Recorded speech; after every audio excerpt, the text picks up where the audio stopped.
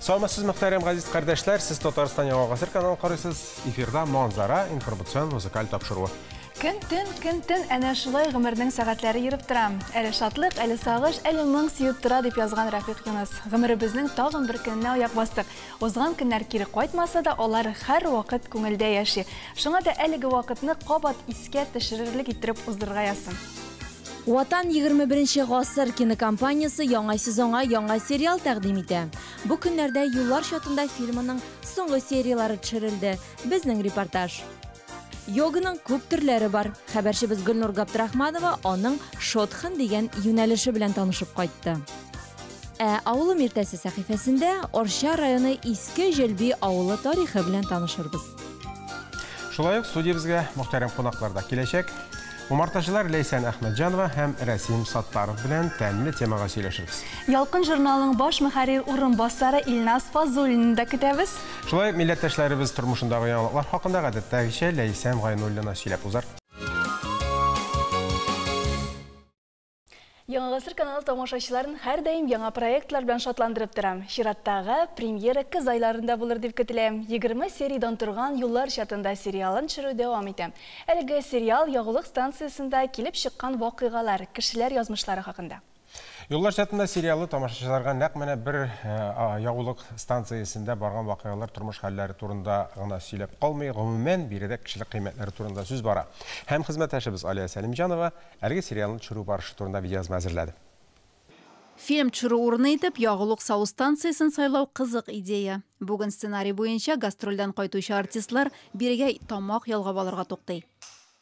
Сериалда biz үзебез уйнайбыз инде. Менә мин уйнайм Венера Ганиевна һәм минем команда инде Йолдызлар фабрикасы артистлар барыбыз да кайтып киләбез гастрольдән һәм менә шушы юл чатында кафега кирдек һәм инде рәхәтләнеп чәй ичеп үзебезнең гастрольләрне анализлап утырабыз һәм киләчәккә планнарны корып утырабыз. Менә шундый бер нейді, шушы сериалда біздің бір үзік булачак. Минем гомумән күптәнге хыялым инде сериалларда төшергән. Бу җиңел эш түгел. Менә бу камерада үзең әле табигый да ясалмалык булмаска тиеш бит инде. Актерларны тәнәфес вакытында гына тотып була. Төшке аш вакыты булса да, алар эш турында онытмый.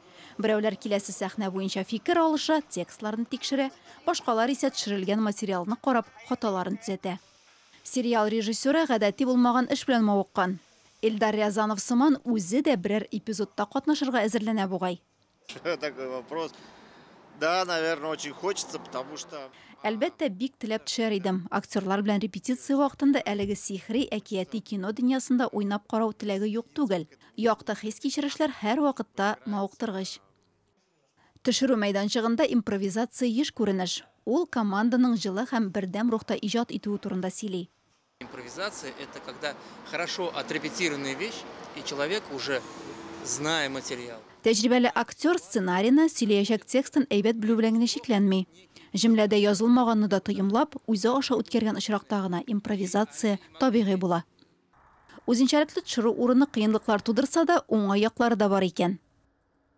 Был у нас здесь один мужчина, я не знаю, какую-то он машину ждал, или она сломалась у него, дальнобойщик. Ерак араларга йөрүче бер ир-ат машинасы ватылып калу сәбәпле биредә 3 көн яшәргә мәҗбүр булды. Бездән үзен кинога төшерергә сорады. Каршы килмәдек. Сериалның иҗат төркеме сюжет нечкәлекләрен сер итеп саклый. Актерлар ачылып китеп тә сөйләп куя. Тамашачы биредә яңа йөзләрдә күрәчәк. 12 ел театрда эшлим. И менә шундый тәҗрибә белән бик кызыксындым. Менә кинога төшереп карыйсы килә, теләк бар шундый. Халкы белән мин дисәң дә була. Шундый шаян, шаярга ярата, кызлар белән шаярып йөри. Менә кайбер характер ул миңа охшаган, шуңа миңа җиңелрәк әзрәк.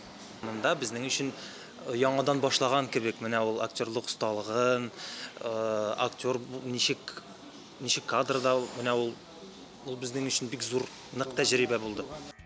Яңа Гасыр каналы Юллар чатында ситкомын тамашачыларга көзен тәкъдир итәчәк. Әлегә эш дәвам итә.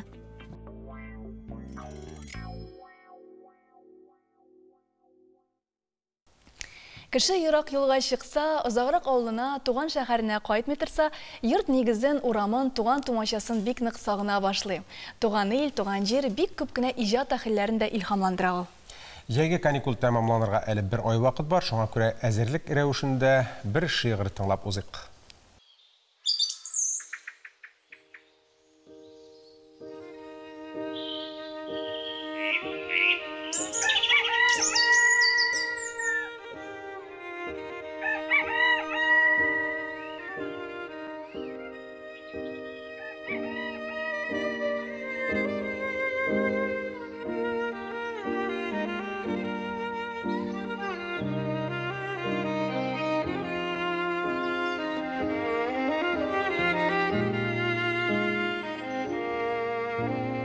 Gitmi күңелемнән минем һич шул сөекле илкәем.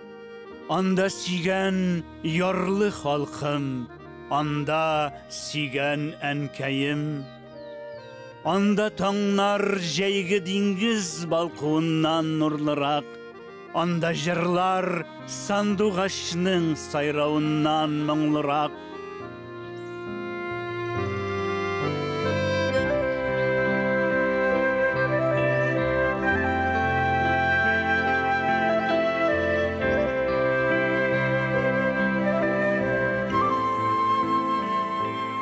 Кайда барсаң да имеш ди, бер кояш бар җиргә баш. Юк, туган җирдә бүтән ул, анда тик шын, үз кояш. Анда күк тә бик якын шул. Җирдә үк йолдызлары, күзләрен күрсәң танырсың, нәкъ үз авылың кызлары.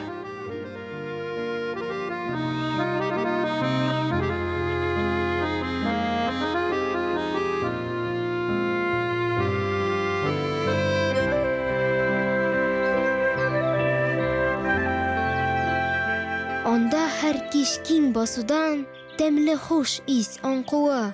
Анда айның җанга иркә һәм ягымлы балкуы.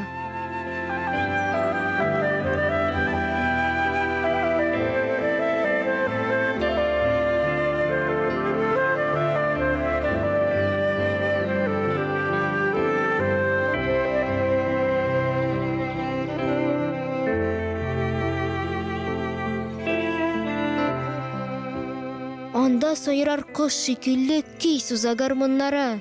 Сызла иркен тын һавада, анда илзар моңнары. Анда җырлый җирдә һәр таш, кул изи һәр бер агач. Анда кайтсам, мин дә башка, анда мин дә сандугач.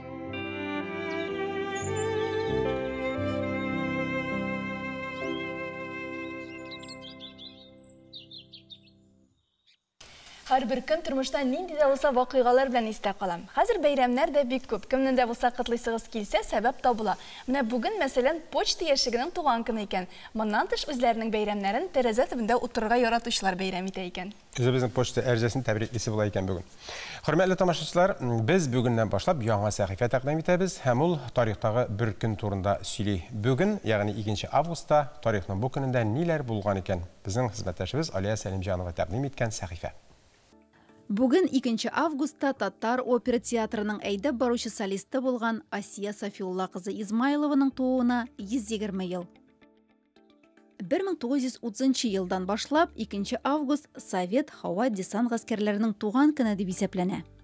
Ул көнне Воронеж шәһәре читендә Мәскәү хәрби округы хәрби һава көчләренең тәҗрибә күргәзмә өйрәнүләре вакытында СССРда беренче тапкыр хәрби һава десанты төшерелә.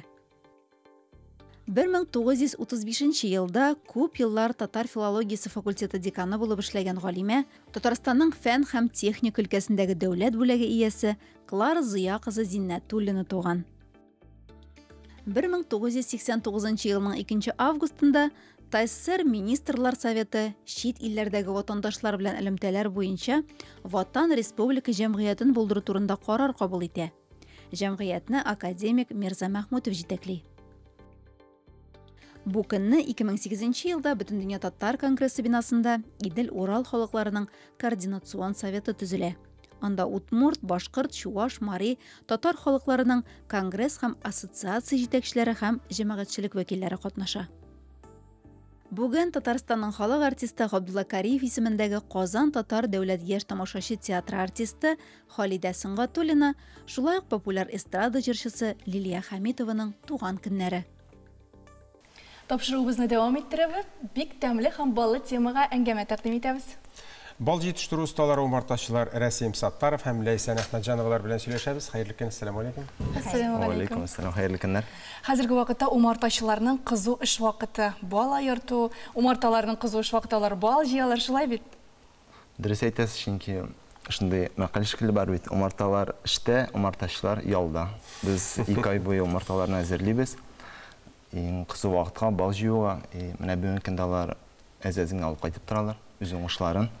Biz инде булган балларны сатабыз. Ул умартачылар ял иткән вакытлары юктыр аларның. Алар һәр вакыт эштә, алар һәр вакыт менә үзегез әйттегез бит, әзерлиләр. Тегесен карарга, бусын ясарга, тегесен Аның килергә. эшләре бик күп бит инде. Ул җиңел генә, булай карап торышка. Менә сез дөрес әйтәсез. Безгә һаман әйтәләр иде. Энде сән яскан шаһардан койдың умартаны, кискене кертеп койдың. Шуңа гына түгел икән, шуның үзем дә 4нче ел инде умарта белән генә шөгыльләнәм, 20нче елдан бирле. Аның эше бик күп, җәмәгать. Савытларны әзерлисе бар, мисал алып кайтасың, һәр кешегә кулына илтеп бирәбез. Доставка дигәнне инде. Балавызын бар. Дәвалау яз көне була һәм урожай бал җыелгач инде. Илтеп бирәсең, арамнарын карап торасың, кайсылары күп тутыра балны, аларга истәмә савытлар биреп торасың, арамнар тик тормасыннар өчен. Менә безнең стилебездә 2 төрле бал күреп торам. Берсе ачык төстә, берсе караңгы. Аларны менә ничегрәк җидертасың, бит бал картларын әйтеп булмый. Аны савытларын махсус җиргә куясың. Менә күргәнчә, монсы юкә балы безнең. Без авыл юкә орманы янында яшәп торабыз.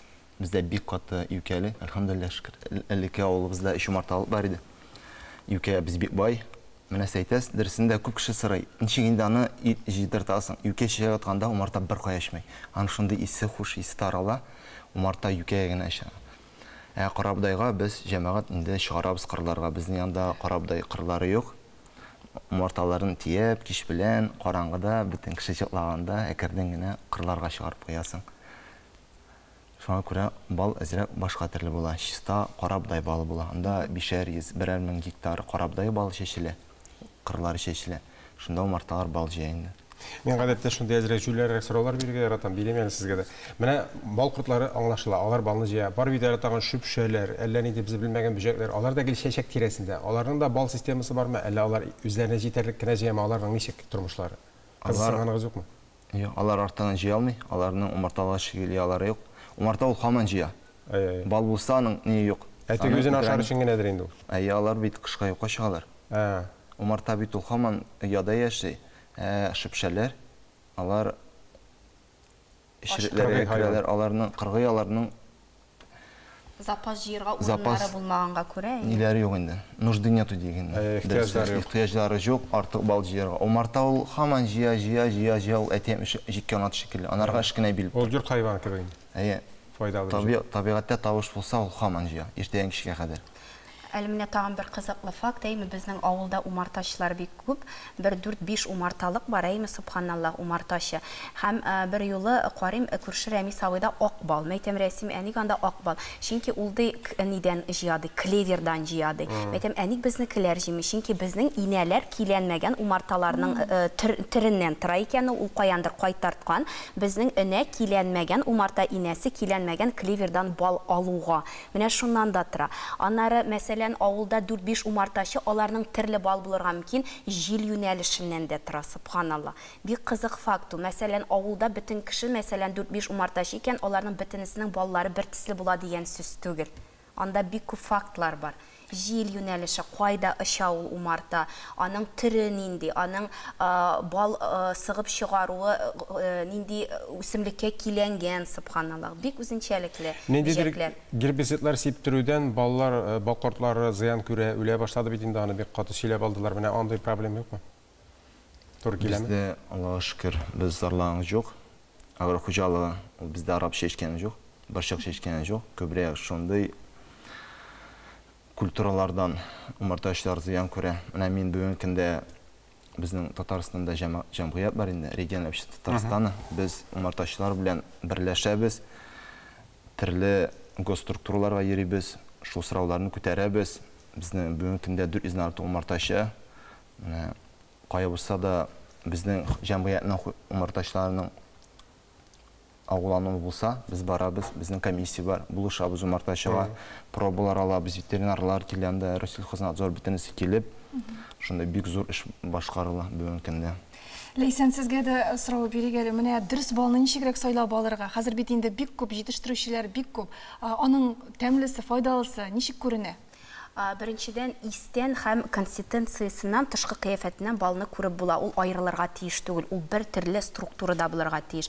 Ул эластичность дигән әйберсе сакланырга тиеш. Әгәр дә балны кашык белән алганда, ул аерылып төшеп, субханаллах, үзенең эластичнлыгын сакларга тиеш. Салфеткага салгач бал, анда бер нинди дә юешлек су чыгарга тиеш түгел. Менә ничек салдың, ул шулай торырга тиеш. Әгәр дә юешлек барлыкка килә икән, ул инде бал натураль түгел. Шулай менә безнең туганнар эксперимент ясадылар, шулай интернеттан карап, балны су белән болгаттылар да менә тәрилкәгә, һәм карыйсың, анда кәрәз рәсеме ясалырга тиеш. Чөнки балның ДНК-сы бар икән, натураль кушылмаган балның ДНК-сы бар. Ул су белән булгаткач, ул кәрәз рәсеме ясалырга тиеш аннан. Шулай ук тышкы кыяфәттән, истән, субханаллах, эластичность сакланырга тиеш. Һәм менә шул су бүленергә тиеш түгел, анда артык жидкость булырга тиеш түгел, дымлылык булырга тиеш түгел. Бал ул өлгерергә тиеш, аның димәк кәрәзе 80% пишәтләнгән булса, бал өлгергән, ул үзенең структурасын саклап кала. Әгәр дә инде умартачы ашыгып, акча эшләү нисбәтеннән ашыгып, пишәтләнмәгән рамнарны куа икән, анда димәк дымлылык артыграк була һәм бал бысыла тора. Ул мәсәлән сатып алучылар аны вакыт узу белән күрәләр. Бал бузылмый дигез, балда бузыла икән. Балда бузыла, әгәр дә ул өлгермәгән булса. Демәк, тиңдәшләр рәвештә кызлар да картаеп булышкан. Шулай да файдасы турында сорасам, бик закка китер инде, ләкин шулай да кеше көнгә күпме балашырга тиеш? Былай балны күпме ашарга? 2 аш кашыгы диләр инде. 2 аш кашыгы, мәсәлән, авыртулары ниләре булса, 2 аш кашыктан да артырга ярамый. Сау сәламәт кеше үзенең организмын тыңларга ияләшкән. Шуңа күрә, әгәр дә синең балга ниндидер ниң бар икән, организм сырый икән, ашарга кирәк. Ул бит организм үзе тыя. Әгәр дә ул ГМОлар белән кеше ГМО ашамый икән, бар тик натураль ризык ашый икән, ул балга үзе тартылырга тиеш, үзе ашарга тиеш, аны балалар яратырга тиеш. Һәм балның файдалы үзенчәлеге, менә киңәш иттереп әйтәм инде, субханалла, һәр көнне йоклаганнан соң җылы суга бер чәй кашыгы бал болгатып эчәргә кирәк. Чөнки бу кешенең кан составы белән менә шушы суга кушылган бал составы алар бер төсле. Организмга кирәкле барча файдалы мәддәләр, микро-макро элементлар, витаминнар балда бар. Чөнки Аллаһ субхана ва тәгалә әйткән, 2 төрле дәва бар. Ул Коръән һәм бал. Юкка түгел бит җәмәгать. Бу Аллаһ сүзләре. Бик зур рәхмәт. Менә бу файдалы киңәшләрегез өчен, эшләрегез уң булсын. Шифасы, әҗерләре, файдалары булсын. Иншаллах. Уңышлар теләп калабыз. Хөрмәтле кунакларыбыз белән сау булашабыз һәм тапшыруыбызны шулай кызыклы тема белән дәвам иттерәбез.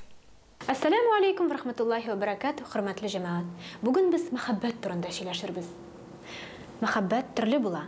Кайбер мәхәббәт кешегә бәхет китерә, ә кайбер мәхәббәт кешене кайгыга сала.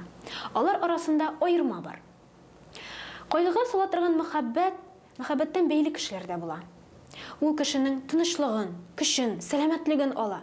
Мәхәббәттән бәйле кеше яраткан ярын югалтырга куркып, аның турында гел уйлап, һәр адымын тикшереп, көнләшеп яши. Мондый мәхәббәт бәхетле мизгелләрдә китергә мөмкин. Ләкин күп кенә вакытта кеше җәзаланып яши һәм шушы бәйлелектән чыга алмый. Бу бик хәттәр мәхәббәт. Ә менә шин мәхәббәт кешегә бәхет китерә. Ул кешегә үзенә ышаныч, уңыш, тынычлык китерә. Ул кешене шатландыра, рухи яктан шәхес буларак тәрбияли. Шин мәхәббәтне бары тик Аллаһ Тәгалә бирә. Аллаһ белән араларыбыз төзек булса, Яраткан кешеләребез белән дә араларыбыз төзекләнә, иншаллах. Моның өчен үз өстеңдә эшләргә кирәк. Һәм шын мәхәббәткә омтылырга кирәк. Бу тормышта төп максатларыңны аңлау һәм күбрәк таянычлар табу мәхәббәт бәйлегеннән азат итә. Үз үзеңнең кыйммәтлегеңне белеп, сиңа бүләк ителгән тормышның кадерен аңлап, Аллаһ Тәгалә разый булырлык иттереп яшәргә мөһим. Ассаламу алейкум ва рахматуллахи ва баракатух. Кызыл һәм кара карлыган яфрагын борынгыдан ук әби-бабаларыбыз төрле дәвалардан кулланган. Сез аларны май айларында җыеп өлгергәнсездер дип уйлыйбыз. Карлыган яфрагы витаминнарга һәм файдалы элементларга бик бай. Аның составында эфир майлары һәм фитонцидлар, С витамины күп. Эфир майының булуы тәҗрибә белән дә дәлилләнә. Мәсәлән, күз алдына китерегез, кышкы салкын көннәрдә чәйнеккә салып пешекләп җибәрсәгез, аның исе, аның хуш исе галәмәт инде. Яшь исләр килеп китә.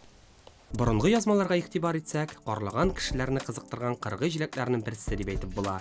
Безнең ата-бабаларыбыз бу үсемлекнең яфракларын һәм җиләкләрен кабул итүдән килгән нәтиҗәне югары бәяләгәннәр. Карлыган яфраклары вирусларны һәм патоген микрофлораны юкка чыгарырга сәләтле элементларга бай.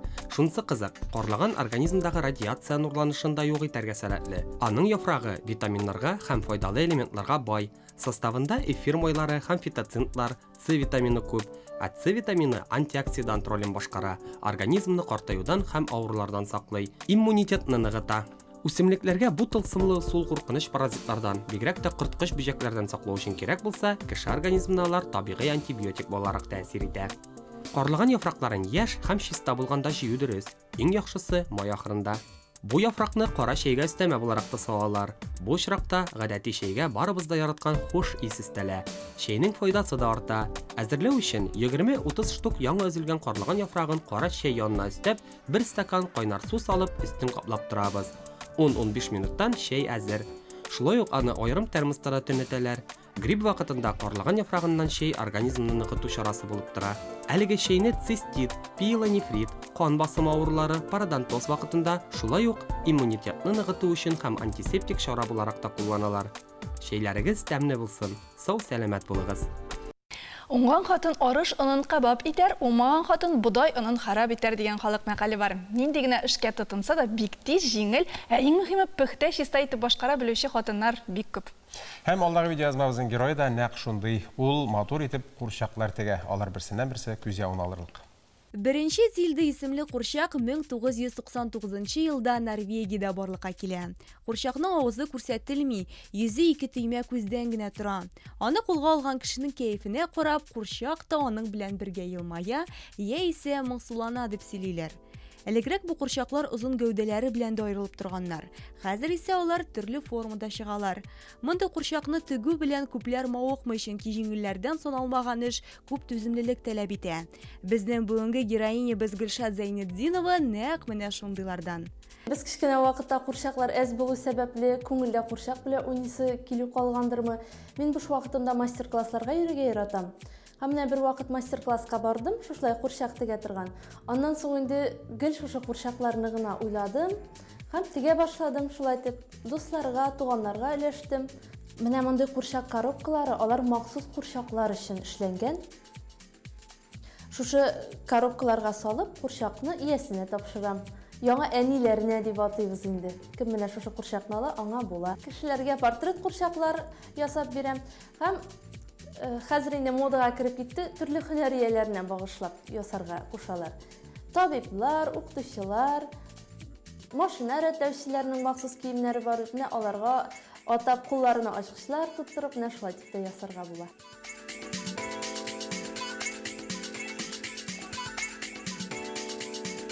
Менә шулай теккәннән соң берничә курчак тегәм дә, аларга фотосессия оештырам, сүрәткә төшереп, интернетка куям. Анда дусларым карый, менә шулай күңелле яшәп ятабыз.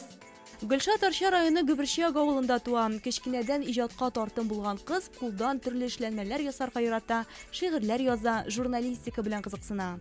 Казан дәүләт университетының журналистика бүлеген тәмамлагач, балаларга белем һәм тәрбия бирүне үз һөнәре итеп сайлый.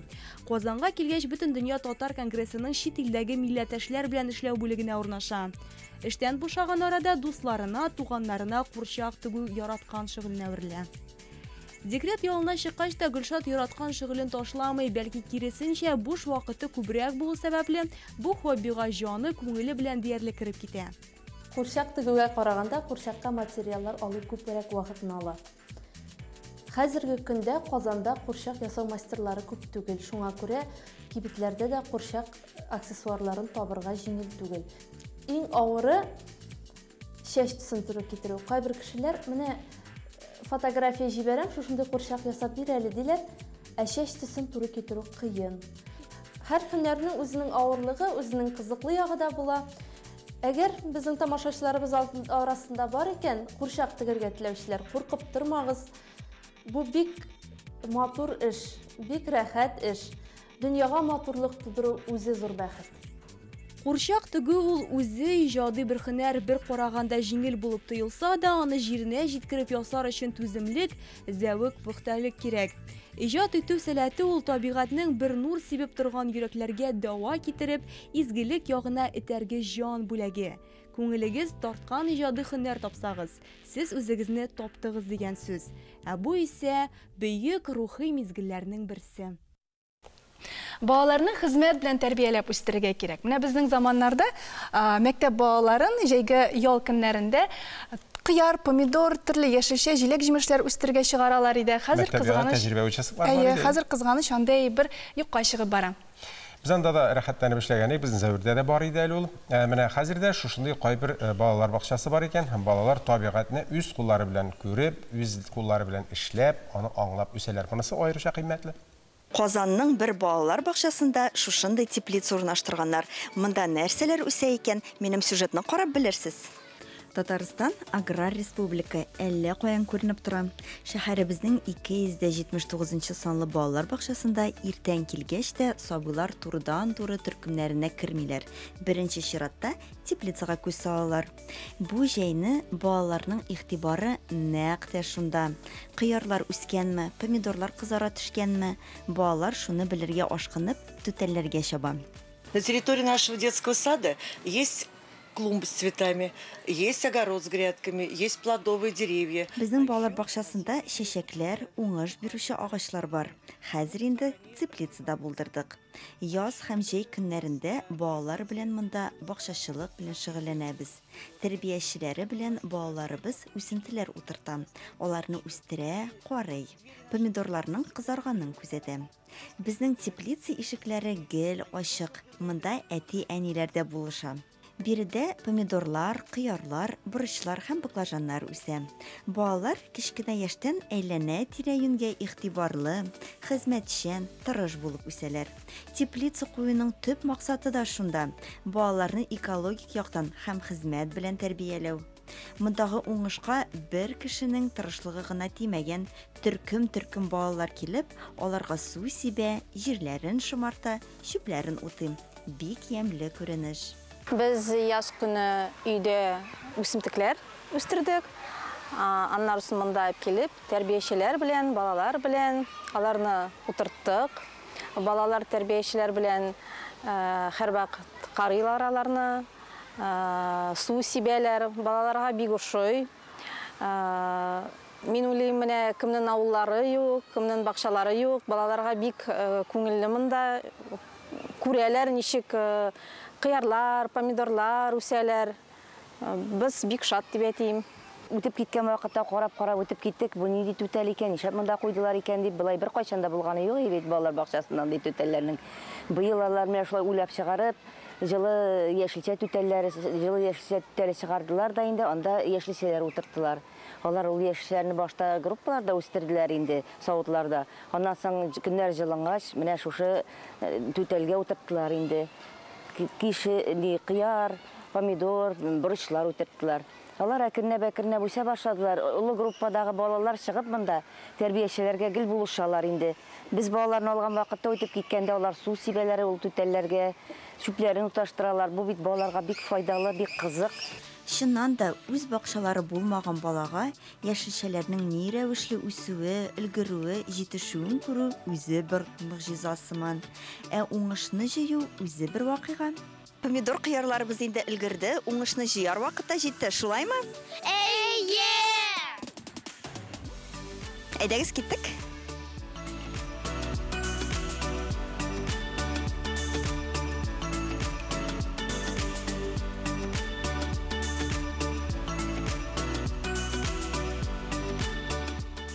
Соңыннан бакча пешекчеләре яшелчәләрдән салат ясап, балаларга төшкә ашта өләшәләр икән.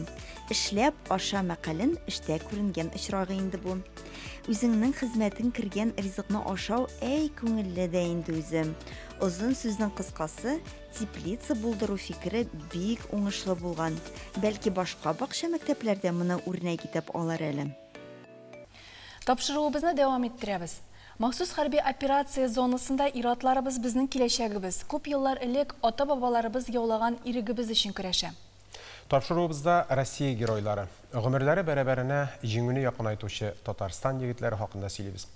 Алар турындагы хәтер халык йөрәгендә мәңге сакланыр.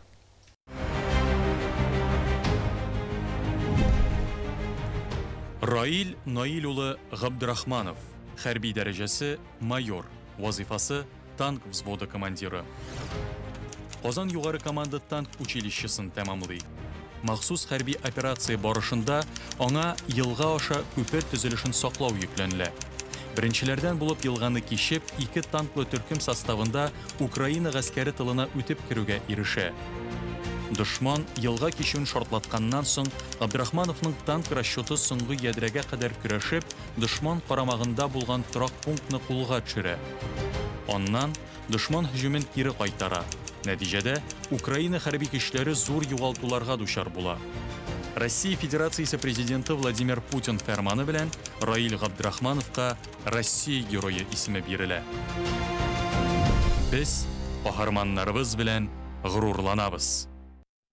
Казанда Пшен базары фестивале узачак. Бу хакта Бөтен дөнья татар конгрессының матбугат хезмәте хәбәр итә. Дизайнер, трейдерлар заманча креатив товарлар әзерләргә керешкән инде.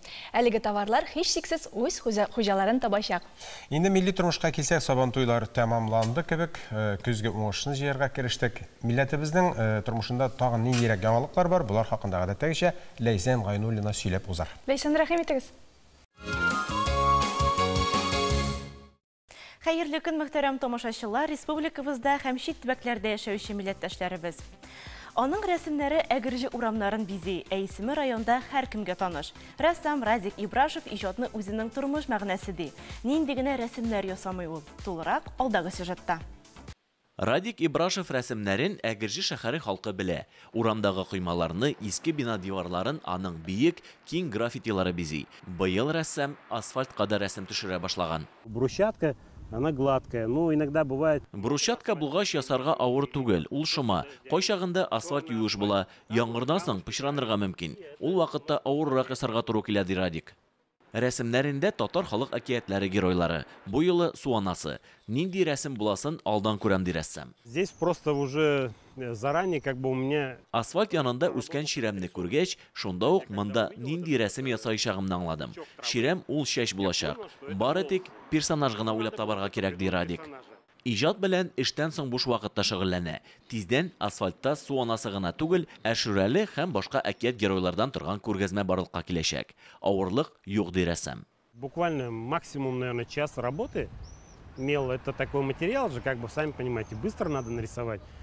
Ул бер сәгатьлек эш. Чөнки Акбур ул шундый материал аның белән тиз ясарга кирәк. Җил дә туздыра, кешеләр дә ул рәсемгә басып йөриячәк. Узаграк саклансын өчен рәсемне ныгытып куярга кирәк. Мин тагын бер кат балавыз белән буяп чыгам ди Радик. Яңгыр яумаганда рәсем бер атна дәвамында саклана. Иң күңеллесе кешеләр аның яныннан үтеп китмиләр. Әти-әниләр балалары белән тукталып карыйлар. Татар халык әкиятләре андагы геройлар белән таныштыралар. Үзбәкстан һәр вакыт һөнәрчелек һәм кул эшләре белән дан тота. Бохара шәһәренең татар мәдәни үзәге әгъзалары да искәрмә түгел. Татарстаннан ерак яшәсәләр дә татар гореф-гадәтләрен, милли кәсепләрен саклап калуга зур өлеш кертәләр. Һәр атна үзәк активистлары кул эшләнмәләре дәресләре үткәрә. Бохарадан үз хәбәрчебез Сәрвиназ Кәримова дәвам итәр.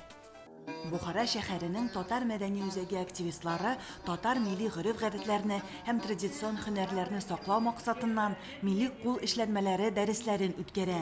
Үзәкнең оста хуҗабикәләре катнашучыларның чыгу, бәйләү күнекмәләрен артыралар, бергәләп татар милли киемен тигәләр. Яшь буынның милли һөнәрчелеге белән кызыксынуы орышча сөендерә. Мне очень нравится вышивать, я люблю эти уроки дома. Мин шигүне бу дәресләрне бик яратам. Өйдә мин шигү белән шөгыльләнәм. Мин сары һәм кызыл җепләр белән шигәргә яратам. Bu şigu hünerini bizning burungidan kelgan hüner. Munda endi davaniyim da şikkan, kelin vaqtida ular o'zlari tastimal chikkanlar, o'zlariga oshavliq chikkanlar. Mana shu Xolida xonimning uyida da jilgan biz iyul oyida issi vaqtlarda endi tishda issi shu Xolida xonimning uyida da jilashib shu shigularni shigar edik, öğreteydiler bizga. Xolida Sabitova күп еллар дәвамында мәктәптә кызлар өчен хезмәт дәресләре укытты. Хәзер ул үзәк каршында эшләп килүче түгәрәктә барлык төләүчеләрне дә кул эшләренә өйрәтә. Бу эштә аңа Татарстаннан бүләк ителгән китаплар һәм журналлар ярдәм итә. 10 лет, как я уже на пенсию вышла и продолжаю также в татарском центре. Мин 10 ел элек пенсиягә чыктым. Татар үзәгендә кул эшләнмәләре түгәрәген алып баруымны дәвам итәм. Без күлмәкләрне, костюмнарны татар бизәге белән шигәбез. Без үз кул эшләнмәләребездә татарга гына хас булган матур һәм кабатланмас бизәкләрне шигәбез. Моның өчен мин интернет, китаплар һәм журналлар өйрәнәм. Активистлар барлык эшләнмәләрен җыеп, аларны үзәк оештырган чараларда горурлык белән тәкъдим итәләр. Бүгенге җиткерәсе мәгълүматлары менә шулар иде. Исән-имин булыгыз.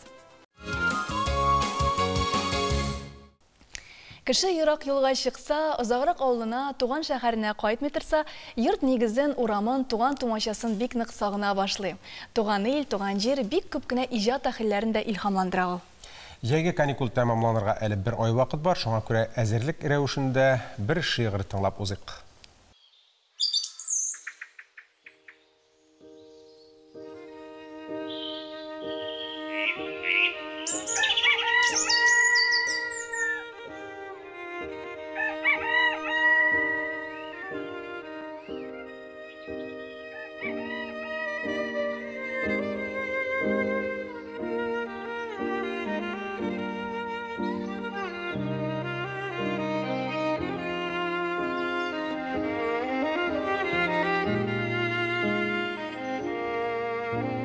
Gitmi күңелемнән минем һич шул сөекле илкәем.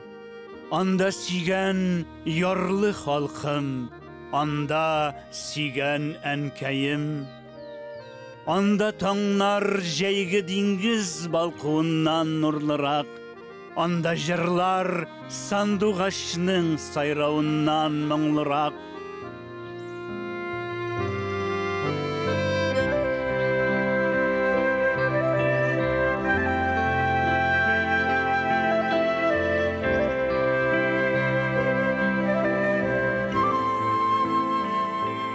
Кайда барсаң да имеш ди, бер кояш бар җиргә баш. Юк, туган җирдә бүтән ул, анда тик шын, үз кояш. Анда күк тә бик якын шул. Җирдә үк йолдызлары, күзләрен күрсәң танырсың, нәкъ үз авылың кызлары.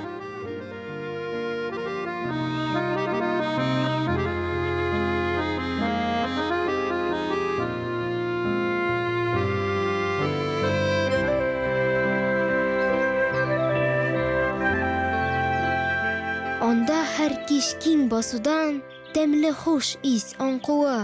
Анда айның җанга иркә һәм ягымлы балкуы.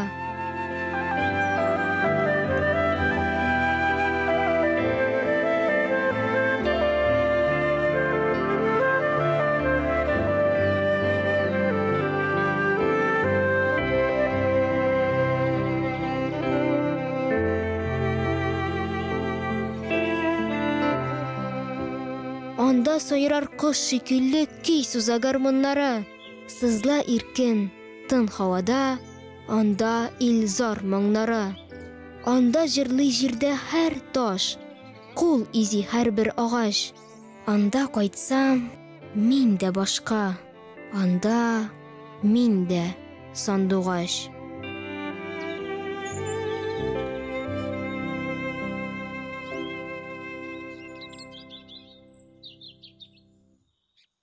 Бүгін шәршәмбе, шәршәмбе сайын біз матбугатка күзәтү ясыйбыз. Студиябызда қонақта Ялқын журналының баш мөхәррире Илнас Фазуллин. Хәерле көн дустым, исәмсез. Исәннәрмесез, хәерле көн. Илнас, менә матбугатка күзәтү ясыйбыз дидек инде, ул матбугатка ук түгел, Ялкын журналына. Менә июль саны нәрсәләр белән истә калды? Без августка кирдек. Инде август саны да әзерләнеп ятадыр. Әйе, чынлап та, ләкин июль санынан турында түгел, гомумән җәй айларында чыккан саннарга бераз күзәтү ясап китәсем килә, таныштырасым килә. Алар аерыла башка саннардан, әйме? Беләсезме, без җәй айларында теге керешке рәвешендә шуны әйтәсем килә, без бит инде хәзер яшүсмерләр журнал укымыйлар дибез. Һәм шул үсмерләрне журналга кызыктыру максатыннан тышлыкта блогерларны бирдек. Иң танылган, иң популяр безнең Татарстандагы блогерларны бирдек без җәй айларында. Аның менә июнь санында чыкты Равил Арсланов. Ул инде YouTube'та һәм башка социаль шәбәкәләрдә аның бик зур аудиториясе бар. Июль санында чыкты безнең Алия Мәрданова, Аляска дип беләләр инде аны. Һәм август санында шулай ук чыгачак безнең Илнар Идрисов дигән блогер. Һәм беләсезме, чынлап та блогерлар чыккач, безнең журналларның да укучылары артты дип әйтергә мөмкин. Сатып алучылар, кызыксынучылар артты, социаль шәбәкәләрдән безне табалар, излиләр, маркетплейслардан алган саннар артты. Шуның өчен менә бу алым дип әйтмәсәң инде шушы геройларны бирү безгә отышлы булды. Эштәлеге янына килгәндә, әлбәттә инде безнең һәр вакытта мен кабатлыйм, журнал ул үсмерләр, яшьләр өчен иң кызыклы темаларны яктыртып килә. Менә геройларның әңгәмәләреннән тыш, журнал эчендә шулай ук үсмерләргә кызыклы психология темасы, ял итү темасы җәй айлары булгач инде, сәяхәтләр темасы, алар бөтенесе дә булды. Һәм миңа калса, укучыларның, гомумән яшьләрнең җәй айларында бушка вакытларын бушка уздырмас өчен бер дигән эштәлекле журналлар чыгардык дип саныйм мин. Июль саны шулай без үзебезне дә онытмадык. Июль санында редакциянең җәй айларында нинди иң уңышлы, иң рәхәт көне нинди икәнлегенә без үзебезнең фикерләребезне әйттек. Редакциянең һәр хезмәткәреннән комментарий табып була бу санда. Ягъни эштәлек ягына шулай ук бик бай эштәлекле журналлар, саннар чыкты шушы җәй айларында. Әле тагын бер мизгелне әйтеп китәсем килә. Без җәй айларында шулай ук яңа проект башлап җибәргән идек. Ул кызыклы, үзенчәлекле, ул йогага багышланган. Татар телендә йога уздыру. Бу безнең офлайн чара булды. Ул июль аенда дәвам итте. Августка да кирдек. 3 августта аның чираттагы чарасы булачак. Ул шулай бик үзенчәлекле һәм бик гади. Без үзебезнең редакция территориясендә, урамда кешеләрне җыеп, теләгән һәркем катнаша алганда, аларга йога дәресләре уздырабыз. Аның өчен без махсус белгечне чакырдык. Ул татар телендә менә шулай йога дәресен алып бара. 1 сәгатькә сузылган чара.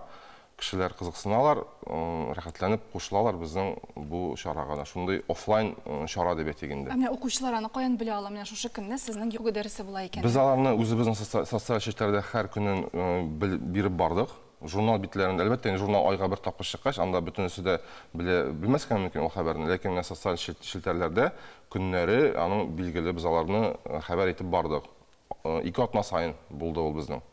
3 августта менә чираттагысы булачак. Шуңа күрә Казанда булган һәр кешене чакырып калабыз. Татмедиа бинасы янындагы скверда иртән сәгать 9-да йога дәресенә, татар телендә алып барылган йога дәресенә чакырып калабыз. Инназ, үзегез йога белән шөгыльләнмисезме? Мин шөгыльләнмим, ләкин мин шушы бер дәрестә энәләргә бастым. Энәләргә анда менә йога күнегүләреннән соң ахырдан шундый такталарда энәләр тезелгән инде. Шушы энә түгел, кадак хәтта. Энә генә түгел, кадакка бастым һәм түздем. Нинди кичерешләр? Білесізме, башта басқанда ауыртмады, лекен 10-15 секундтан соң аның тәсірі сезіле башлады, қадап ала түзерге тура келді. Үйге қайтып жетелдіңіз? Аннары түшкеш, аннары өзін тағында бір екінші ләззат кешіресің. Анда енді нендер бір ауыртудан құтылған ләззат кешірген көбек, шулай тұрып. Энергетик каналлар ашылады. Энергетик канал ашылады. Шақты қызықлы болды әлі. Міне, шетіріклі сұрау деген әйбір меға бегі ұшты сіздің рубрика еме. Міне, түрлі кішілер жауап бейірі. Яшүспірлер үшін бетінде бұл бегерек мәхим. Олар шошынды үсіш кешірі, бұрчыла, бәргеліне, әзіләне. Міне, олар үшін бегерек те мәхим деп санайым. Алға табада девам етесіз ме? Әлбәттә, ол біздің даими сәхифә һәм ең білгілеп кеттігіз, шынапта ол ең қызықлылардан һәм актуальләрдән бірсі. Анда енді біз үсмірлер өзлері сұрау бере, үсмірлерні бұршыған һәм әтиенесі достары білен фикірләшірге ұялған, қорыққан темалар ашыланды. Һәм ең отышлы зұшыл біргіне кіші жауап бермей, түрлі сферадан, түрлі өлкеден, түрлі кішілердің фикері яңғыры. Анда шулай махсус психологның профессионал һөнәри фикері болса, анда шулай башка кешеләрнең дә үзләренең медиа шәхесләрнең һәм башкаларның шуларның үзләренең фикерләре тәкъдим ителә. Ул безнең чынлапта ул бик отышлы, без әле хәтта шушы психологиягә багышланган журналдан тыш үзебезнең социаль челтәрдә дә әлеге сәхифәне видео форматта яңарттык.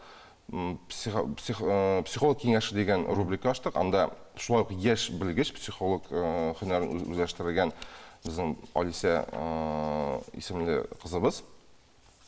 Ул анда өзінің fikirlerini şoyuq bildirə. Psixologiyaktan, üsmülərə kerekli fikirlərində. Psixolog kengəşindən tıştaqın internetdə sizin turunda nəsələr bilirgə bula? Biz gün sayın deyərlik яңа eksperimentlarda işlərə tırışabız. Əlbəttə, indi zamanşa trendlardan artda qalmayız. Zamanşa trendlarını tatar tilli mühitke кіртіп, аларның үсмірлерге, ешлерге қызықлы иттіріп, яңа роликлар ішлейбіз. Әлбәттә, енді ол шулай оқ біз хабарларда беріп барабыз. Біздің журнал әйткенімше айға бір шықса, шаралар күн сайын болып тұра, журналистларыбыз түрлі шараларға жүріп, алардан репортажлар ішлейлер. Һәм тағын бір шул шара дегеннен, біз 4 август күнні, асында әйтмейше кетті алмайым, Узгайын уздырған біз аны қарбыз пати деп аталды ол. Шулай урам шарасы, офлайн форматта. Быйыл енді біз аны қауын һәм қарбыз пати еттіріп ұйыштырабыз. Чөнки былтырда дәғуалар болды, нешап қарбыз ғына соң. Қауын яратушыларда көп бит ол деген дәғуа болды. Шуңа күрә быйыл біз әлеге, ғайып деп етсек енді, ғайыпны юыр үшін икесінде бірге қушып, қауын һәм қарбыз пати ұйыштырашақпыз. Шулай өзіміздің Татмедиа бинасы янында, урамда, сағат кешкі 4-те зор урам шарасы болашақ. Анда жыршылар бола, анда қауын һәм қарбыз яратушылар арасындағы ярыш болашақ. Анда шәхси ярыш, командалап ярыш, шундай көңілдігіне шара күтілешек. Шулай шушы журнал оқушыларыбызға айтып кетем, аларның яратқан блогерлары анда да катнашачаклар. Һәм алар шушы геройлар белән танышып, сагын бер сөйләшеп, фотолар төшеп, рәхәтләнеп, күңеллегенә бәйрәм шарасын үткәрергә исәплибез. Бу яшьләр өчен генә биредә кемнәр катнаша? Монда әлбәттә керү һәркемгә дә, тик аны төп чакырылучылары ул яшьләр. Без инде көтеп калабыз барысында, карбыз бүтәнсенә җитәр дип уйлыйм һәм менә әйтеп китим, карбыз бүтән булачак.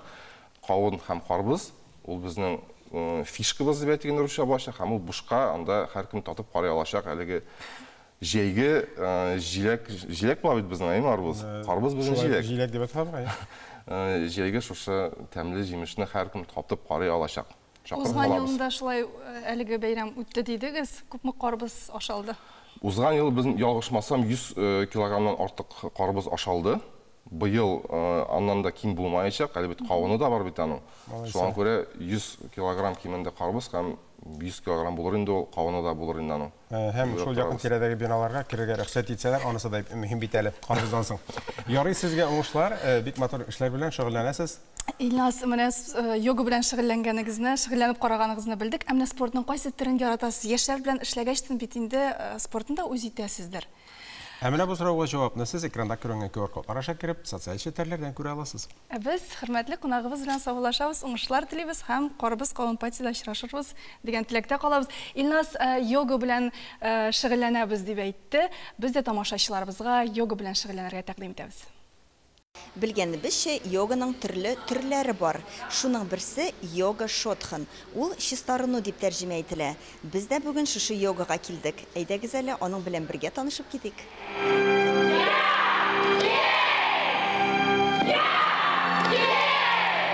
Хин теленнән шотхан чистарыну, кирәкмәгәннән арыну дигәнне аңлата. Каян килгән йога тармагы соң бу? Я обучался самого автора данной динамической медитации Дмитрия Хара. Бу динамик медитацияның авторы Дмитрий Хара. Мин аның үзендә белем алдым. Шотханга инде 6 ел. Бу без белгән йога түгел. Монда кешеләр лотос позасында утырып энергия алмашмый. Монда үзенчәлекле хәрәкәтләр ясап, билгеле бер төрле сулыш алып, авазлар чыгарабыз. Шул рәвешле без игътибарыбызны үз эшебезгә юнәлдерәбез. Йоганың максаты да шул. Тән һәм рух сәламәтлеге. 1 сәгать барган йога шотхан дәресе, 1 сәгать фитнес залны һәм берничә тапкыр психолог сессиясенә баруны алмаштыра, ди инструктор Фәридә Исламова. Шотхан как раз обучает. Шотханда башка йога юнәлешләрендәге кебек төп игътибар позитив фикерләүгә юнәлтелә. Безгә начар хисләрдә тоткарланып калмыйча, аңлы рәвештә бүтән халәтне сайларга мөмкинлек бирә. Без практика вакытында 1 сәгать эчендә аскы вибрацияләрдән өске вибрацияләргә хәтле үтәбез. Аскы вибрацияләр дип кемгәдер үпкә саклау, ачу саклау, сагыш, нәрсәдәндер курку, үзеңне гаепле хис итүне атыйлар. Өске вибрацияләр дип белгечләр шатлык, бәхет, тынычлык хисен атый. Практика үзе 16 баскычтан тора. Әлеге күнегүләрдән соң кешеләр үзләрен яңадан туган сыман хис итәләр икән. Монда иң мөһиме 16 күнегү бар. Шуларны үткәннән соң мин төрле хисләрдән айрылам. Мин менә кешеләргә үземнең күңелемне тарата алам. Бу шотхан бик көчле. Ул шундый яңа хисләр, яңа менә монда килгәч, моннан чыгып китәсең башка кеше сыман. Я на шотхане, конечно, всего лишь 2 раз. Мин шотханда 2нче тапкыр гына әле. Аның мәгънәсен әле аңлап бетерә алмыйм. Шуңа карамастан, бу бик динамик, позитив һәм энергетик яктан тулыландыра торган практика. Я уже на шотхане 4 раз. Мин шотханда 4нче тапкыр. Үзем дә кешеләр белән эшләгәнлектән, миңа кирәкмәгән эмоцияләрдән чистарынырга, психик яктан стабиль булу мөһим. Техника уникальная по работе с телом. Тән белән эш итүдә бу техника уникаль булып санала. Бәхет, тәндә ниндидер җиңеллек хис итү кебек тойгылар бүләк итә. Дөньяга оптимистик караш барлыкка китерә. И я считаю, что эта практика, она очень... У йога бик куәтле, эффектив практика. Рух чисталыгын саклар өчен мөһим. Это оздоровление души и тела одновременно. Бу тән һәм рухның сәламәтләндерү өчен бик яхшы. Казанда шундый йога булганын белгәч тә монда килдем. Кыскасы, йога шотхан кешенең психосоматикасы белән эшли. Үзенчәлекле, үз аудиториясе булган йога тармагы. Булса булсын, кешеләр үзләре өчен файда, шифа алалар икән, димәк мондый практикаларның киләчәге өметле.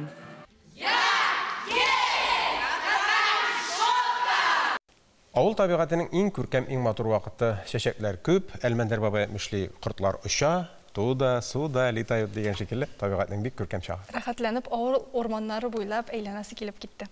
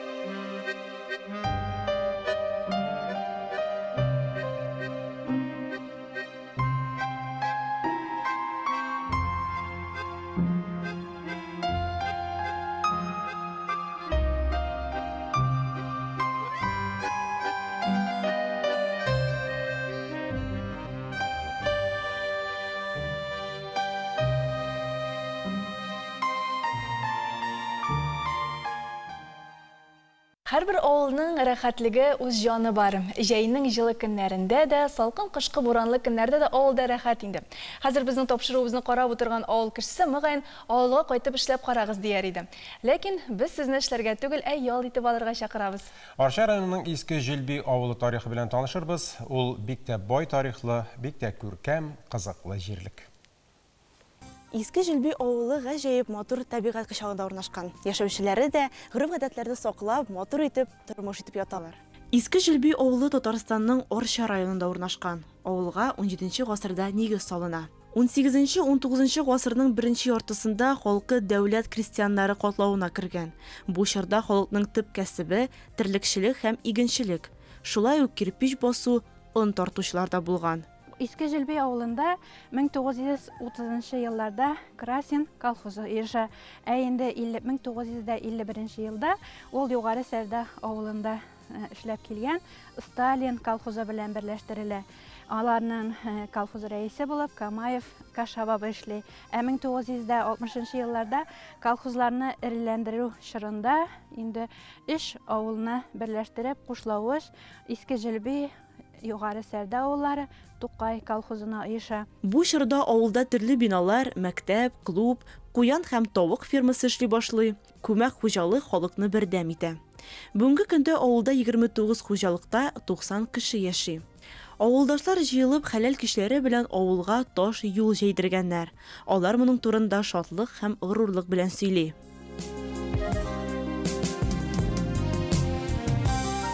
Бу якларның сихри матурлыгына сокланып таң калырсың. Монда һәрбер тау җырлый. Җиле синең белән уйнаклап болын күлләренә дәшә.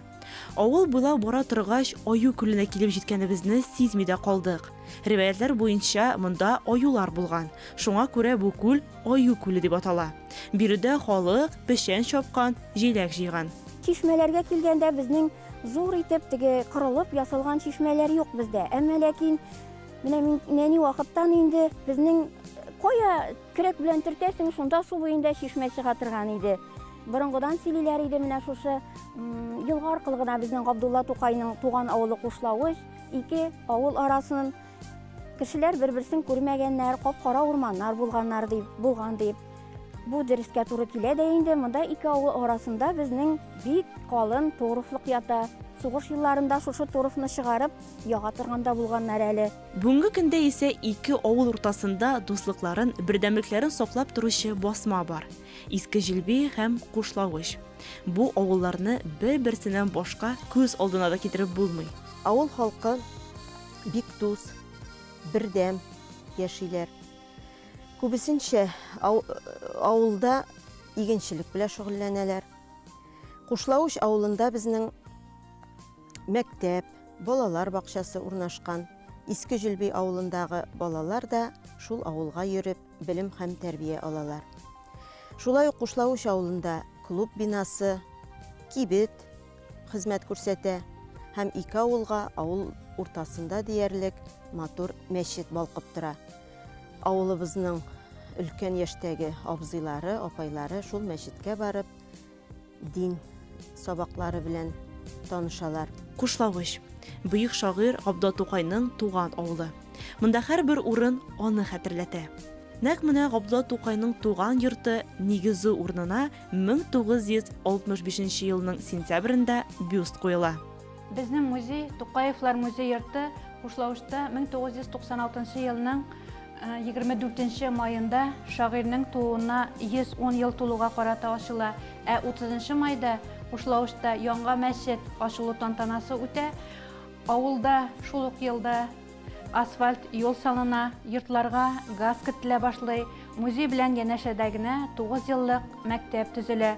Менә сөекле шагыйребез Тукайның авылдашларына зур бүләге шундыйлардан. Ике авылда да шөкер яшьләр бар. Алар авылда төпләнә икән, димәк әле гөл чәчәкле бу җирнең өмет гөле исән. Тормыш дәвам итә. Яшь семьяларыбыз күп, эшәр балалы, һәрберсе менә Сабировлар гаиләсе, Сабиров Фидаил гаиләсе, Мингазов Алмаз, Бикшәнтәев Рәдис, һәрберсендә эшәр балаларның, һәрберсе матур итеп, шулай итеп балалар үстереп, хайваннар асап, тірлекләр асырап, матур итеп яшәп ятабыз. Авыл табигаты турында ни кадәр генә язсаң, сөйләсәң дә, аның матурлыгын сүзләр белән генә аңлатып бетереп булмый. Алдагы көннәрдә дә ачык күңелле халкы, бай тарихы, уңышлары белән гөрләп яшәсен иде. Кызыл һәм кара карлыган яфрагын борынгыдан ук әби-бабаларыбыз төрле дәвалардан кулланган. Сез аларны май айларында җыеп өлгергәнсездер дип уйлыйбыз. Карлыган яфрагы витаминнарга һәм файдалы элементларга бик бай. Аның составында эфир майлары һәм фитонцидлар, С витамины күп. Эфир майының булуы тәҗрибә белән дә дәлилләнә. Мәсәлән, күз алдына китерегез, кышкы салкын көннәрдә чәйнеккә салып пешекләп җибәрсәгез, аның исе, аның хуш исе галәмәт инде яшисезләр килеп китә. Борынгы язмаларга игътибар итсәк, карлыган кешеләрне кызыктырган кыргы җиләкләрнең берсе дип әйтеп була. Безнең ата-бабаларыбыз бу үсемлекнең яфракларын һәм җиләкләрен кабул итүдән килгән нәтиҗәне югары бәяләгәннәр. Карлыган яфраклары вирусларны һәм патоген микрофлораны юкка чыгарырга сәләтле элементларга бай. Шунысы кызык, карлыган организмдагы радиация нурланышын да юк итәргә сәләтле. Аның яфрагы витаминнарга һәм файдалы элементларга бай. Составында эфир майлары һәм фитоцинтлар, С витамины күп. С витамины антиоксидант ролен башкара, организмны картаюдан һәм авырулардан саклый, иммунитетны ныгыта. Үсемлекләргә бу тылсымлы сул куркыныч паразитлардан, бигрәк тә кырткыч бөҗәкләрдән саклау өчен кирәк булса, кеше организмына алар табигый антибиотик буларак тәэсир итә. Карлыган яфракларын яшь һәм чиста булганда җыю дөрес. Иң яхшысы май ахырында. Бу яфракны кара чәйгә өстәмә буларак та салалар. Бу очракта гадәти чәйгә барыбыз да яраткан хуш ис өстәлә. Чәйнең файдасы да арта. Әзерләү өчен 20-30 штук яңа өзелгән карлыган яфрагын кара чәй янына өстәп, 1 стакан кайнар су салып, өстен каплап торабыз. 10-15 минуттан чәй әзер. Шулай ук аны аерым термостарда төнәтәләр. Грипп вакытында карлыган яфрагыннан чәй организмны ныгыту чарасы булып тора. Әлеге чәйне цистит, пиелонефрит, кан басымы авырулары, пародонтоз вакытында, шулай ук иммунитетны ныгыту өчен һәм антисептик чара буларак та кулланалар. Чәйләрегез тәмле булсын. Сау сәламәт булыгыз. Һәрбер ягымлы сүз, һәрбер очрашу, һәрбер дусларча елмаю барысы да безнең тормышыбызны бизәүче әйберләр.